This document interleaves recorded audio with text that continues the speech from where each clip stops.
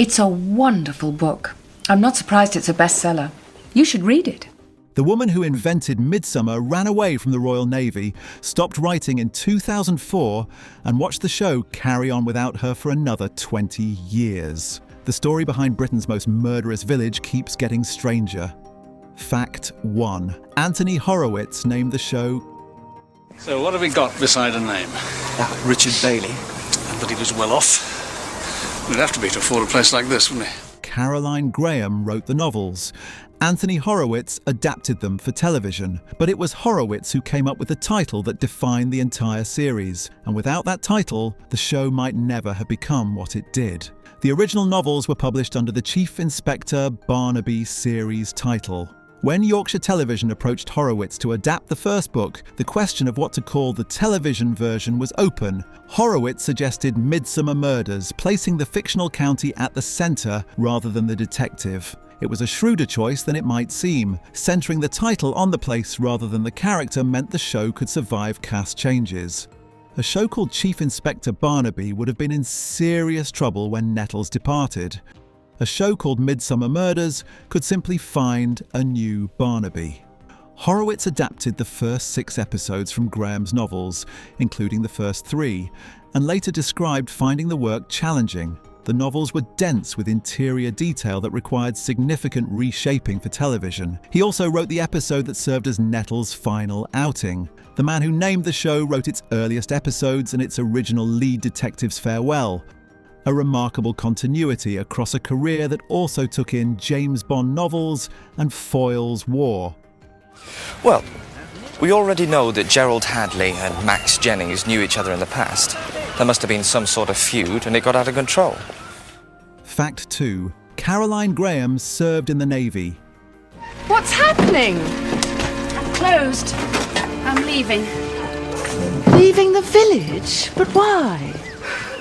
Caroline Graham, whose novels provided the foundation for one of Britain's most beloved television dramas, lived a life that bore almost no resemblance to the cosy English villages she wrote about.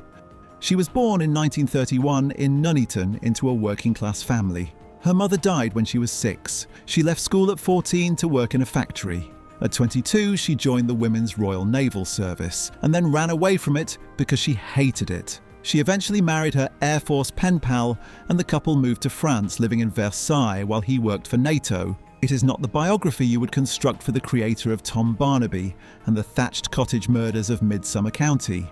Her first published book was not a crime novel, it was a romance, published in 1982. The Killings at Badger's Drift did not appear until 1987. It was later voted one of the top 100 crime novels of all time by the Crime Writers Association. Graham wrote only 7 novels and stopped in 2004. The television show continued without her, inventing its own Midsomer stories for the next 2 decades. The woman who created the world stayed in Suffolk, while the world she created went on without her. I always used to think that if you loved someone hard enough and for long enough, they wouldn't be able to help loving you back. Well, I've been very foolish. Fact 3. Each episode takes 5 weeks. I don't think he's in, Mr. Barnaby. And you do have a most charming daughter. Oh, thank you, Miss Malfrey. Midsomer Murders is a 2-hour drama that airs as a single episode. What most viewers don't consider is the production investment required. Each episode takes 5 weeks to film. That is an unusually long schedule for a drama of this type. Most hour-long episodes of comparable series are completed in 10 days to 2 weeks. The extended schedule reflects the complexity of location filming across multiple villages, a large guest cast for each standalone story, and the show's commitment to visual quality. Across those 5 weeks, the average episode accumulates 3 murders. 5 weeks of production, 2 hours of screen time, 3 bodies. The show is simultaneously a lavish undertaking and a piece of entertainment built around an almost industrial production of fictional deaths. The ratings have held against this investment with remarkable consistency. Even after Nettles departed in 2011, the show did not drop below 6 million viewers, a flaw that held through cast changes and more than 2 decades of competition from an expanding television landscape. 5 weeks per episode across 24 series and more than 140 episodes. The total production investment in Midsomer Murders is, when you calculate it, staggering, and ITV has just commissioned a 26 series. What do you think was in the letter, Jones? The truth about what happened. Fact 4. The dog became a star. Away, dog! It's Sykes. Away, Sykes! Away! Basket. Among the recurring elements of Midsomer Murders in its later seasons, one of the most beloved was not a human character at all. Sykes, the Barnaby family dog, developed a following that rivaled some of the show's human cast. Sykes was a golden Labrador taken in as a stray in 2004 by animal trainer Gil Raddings, who brought him to the production. He was introduced as the Barnaby family pet and quickly became a fixture, with the production giving him increasing screen time as audiences responded warmly. What set Sykes apart was his range. He appeared doing the ironing, assisting with cooking and mowing the lawn in a widely seen advertisement. Footage shared widely before the era of social media made such clips routine. Neil Dudgeon cited Sykes and the Barnaby twin babies as the most reliably unpredictable elements of any filming day. Neither dogs nor infants hit their marks consistently, creating organised chaos the production simply learned to accommodate. In a show built around constant violent death, the dog became the most unconditionally life-affirming presence. Sykes outlasted cast members, survived format changes, and remained the single element audiences were most simply pleased to see. You follow the scent, okay? Okay. Come on. Go on. Get the sock. Fact 5. The 100th episode went to Copenhagen. Here's your package, Mr. Calder. Oh. Thank you. You're welcome. Midsomer Murders belongs in the English countryside. The entire premise depends on the contrast between rural tranquility and concealed violence. Taking it anywhere else feels almost like a category error, which makes it all the more surprising that for the 100th episode, the production filmed significant portions in Copenhagen. Scenes were shot at the City Hall Square, at Nyhavn with its canal and coloured houses, at a Danish countryside church, and inside the Copenhagen police headquarters. The episode also introduced Baby Betty, the Barnaby family's new arrival, who became a serial element running through subsequent series. The 100th episode was therefore both the show's most geographically ambitious and the moment it added its most domestic new storyline simultaneously. The Copenhagen episode was one of only 3 in the entire series, up to episode 114, in which a murder takes place outside Midsomer County.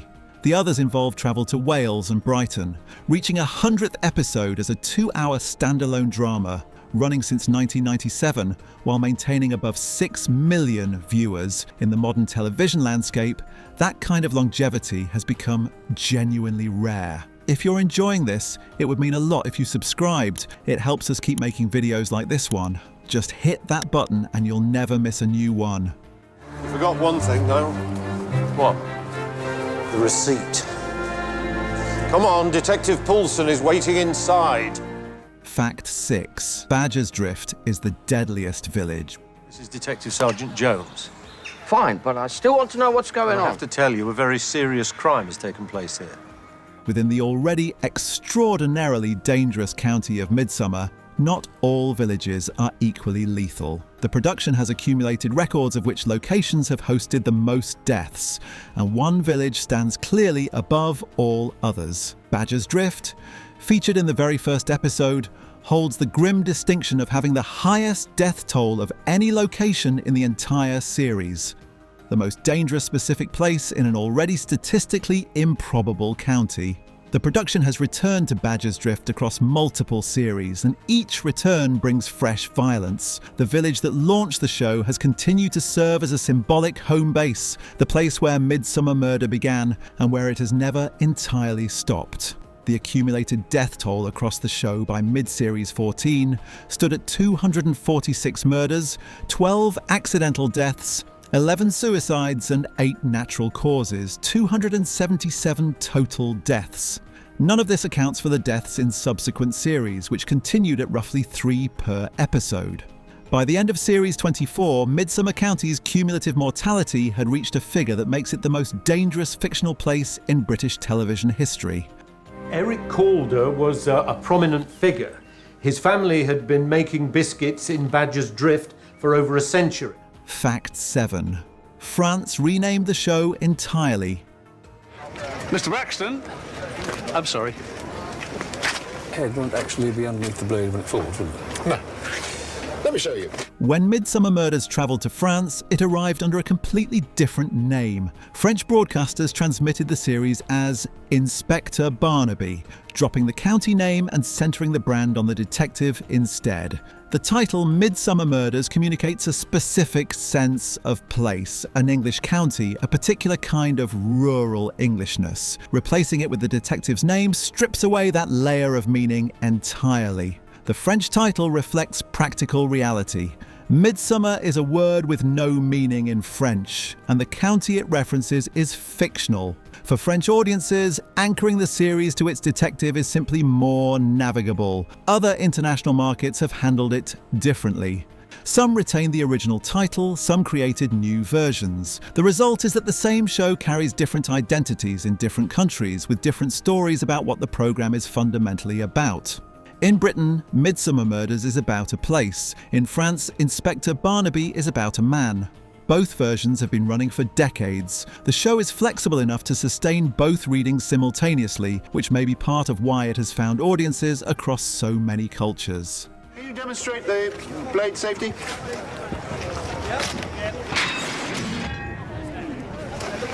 Satisfied?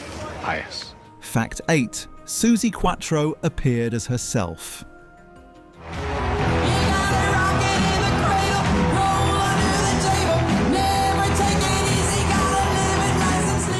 The guest cast of Midsomer Murders has included some genuinely surprising names. Orlando Bloom and Henry Cavill appeared before their careers took off. Jenny Agutter appeared as a character. But one appearance stands out as categorically different. Susie Quattro, the American rock musician who became a significant figure in British glam rock during the 1970s and later found a new generation of fans through Happy Days, appeared in Midsomer not as a fictional character, but essentially as herself. The appearance was the kind of self-aware casting the show has occasionally permitted in later series, when its own status as a cultural institution gave it room for that kind of playfulness. The production has never been precious about its own mythology. It has accommodated celebrity guest appearances, increasingly absurd murder methods, and in-jokes about its own conventions. The show's relationship with its own ridiculousness has always been part of its appeal. Quattro's appearance is a small detail in a long history, but it captures something true about what Midsomer became. A show secure enough in its own identity to occasionally wink at the audience and acknowledge that everyone is in on the joke.